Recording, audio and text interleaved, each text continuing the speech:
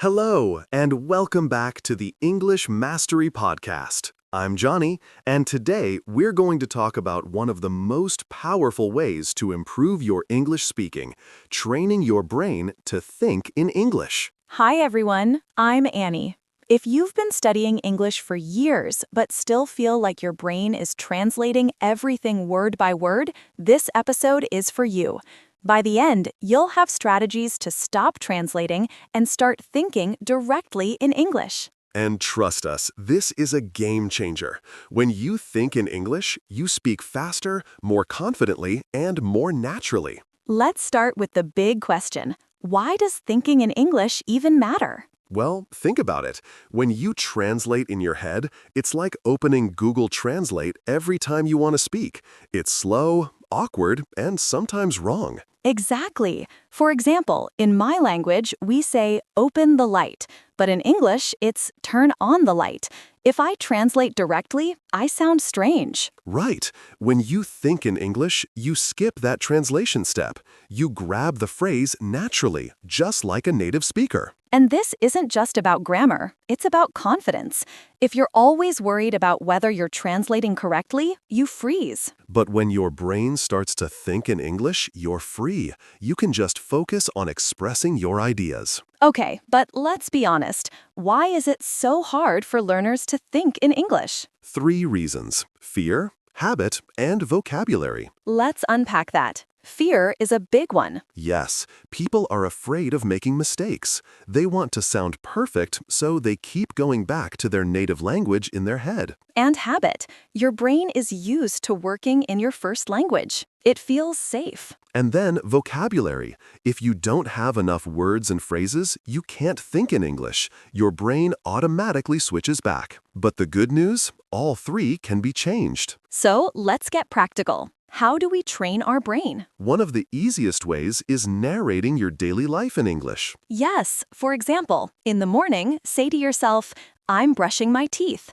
I'm making coffee, I'm checking my phone. It feels silly at first, but it rewires your brain. You start to connect English words with your actions. Another method is labeling objects. Put sticky notes around your house, mirror, fridge, door. I did that when I was learning Spanish. Every time I opened the fridge, I saw refrigerador, and now it's stuck in my brain forever. And don't underestimate short moments. Even 5 minutes of English self-talk a day makes a difference. Now, let's talk vocabulary. Thinking in English requires the right words. But here's the trick. Don't just learn single words. Learn phrases. Yes, instead of decision, learn make a decision. Instead of homework, learn do homework. Because your brain stores language in chunks. That's why native speakers don't think subject plus verb plus object. They just say phrases. You can use flashcards, apps, or even a little notebook. Write phrases you hear in movies or podcasts. And review them often. Repetition is what makes your brain switch automatically. Okay, let's bust a myth. You don't need to live in the US or the UK to immerse yourself in English. Absolutely. You can create immersion at home. For example, change your phone language to English. Watch Netflix with English subtitles. Listen to English music and try to understand the lyrics. And don't just consume, interact. Comment on YouTube videos in English. Join online communities. I had a student who improved dramatically just by joining a Discord server with English speakers. He was gaming and chatting in English every night. That's immersion. You live your life through English. H2. Now let's talk speaking practice, because thinking in English really connects to speaking fluently. One great technique is shadowing.